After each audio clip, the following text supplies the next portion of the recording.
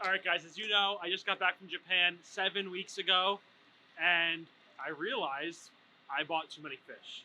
So when that happens, we filled an entire greenhouse of tanks full of water, and then we're going to bring those fish and put them in the greenhouse. But in just 2 weeks, the crew here at FFP built 12 brand new koi tanks, 5,000 gallons each, and I don't know if you say that on camera, but it's cold. It's only like 20 degrees here in the farm, but inside it's nice 70 degrees. We built different style greenhouse, and without further ado, let's go to the old plant greenhouse, which comment below what you guys want to name it. We don't know yet. So behind me is 6 tanks on either side, identical. I don't know what's wrong with me, but in the past I used to build all these greenhouses with different size tanks, but now we simplified it. So it's the same amount of salt for each tank, same amount of potassium, same amount of everything. Keep it really easy. And we built a walkway for each of you, make it easier to use. So it's about 2.5 feet, gives a nice layout to look at the fish, and easier for the guys to work on. It's warm in here too, which makes it a lot nicer. This greenhouse took about 2 weeks to build, and multiple crews worked on it. Everyone did their own part, and I'm just super excited to have more space and more diversity in the tank. 12 separate systems, individually filtered, gives us a lot more flexibility on the farm for new shipments coming in, different price points on koi, and just an easier buying experience on a wholesale and a retail level.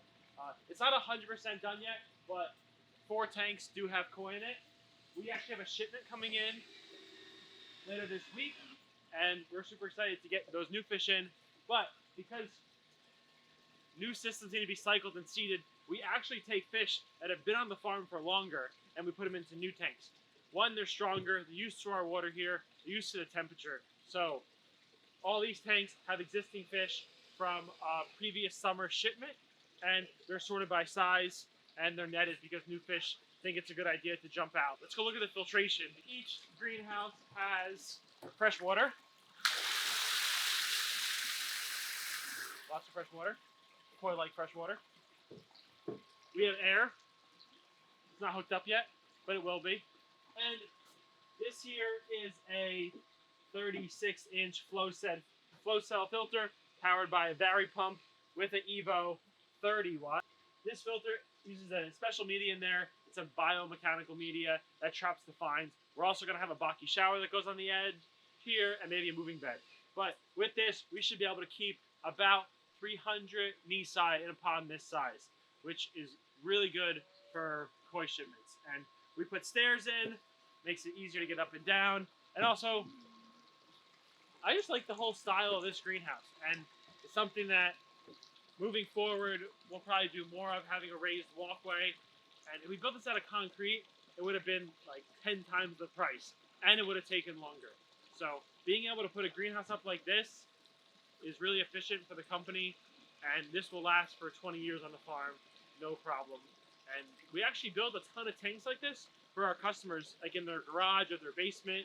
It's a nice way for them to keep some koi inside over the winter. If you're really getting into the hobby, buy some tosai, grow them out, or have a quarantine system built just like these. So we can build it for you, or if you're far away, we can give you some plans on how to build it. We also have some fish in these 2 tanks. These just got added today. A mix of some Nisai and some Sansai, because we're making room for 162 boxes of koi coming in on Thursday. Those breeders consist of Yamasan, Hiroi, Miyatora, Sekaguchi, Otsuka, and a few other breeders that start with the letter M.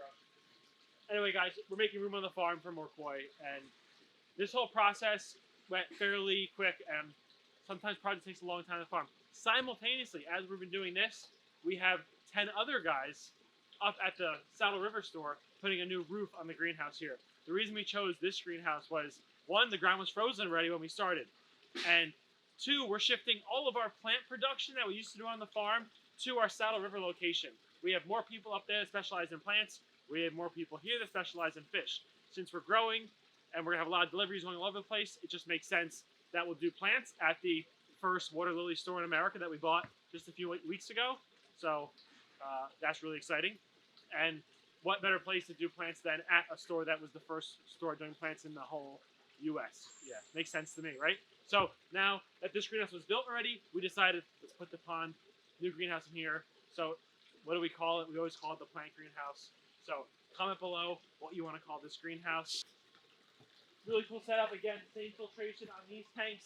The two end tanks actually have RDFs on them, and the other two tanks on this end will have Profi drums on them as well. And then we're actually putting an Atlantic Wassa drum on there, so we'll start feeding the fish a lot. We might use these tanks for growing tosi in the spring. It's just good to have all this space and extra water on the farm.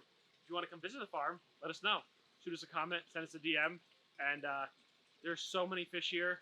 I used to know where all the fish were, but now I rely on AJ and Mike and Jim and Logan and Dr. Ben and BB because there's just so many fish. It's unbelievable. Comment below, name the greenhouse. Maybe we'll pick your name.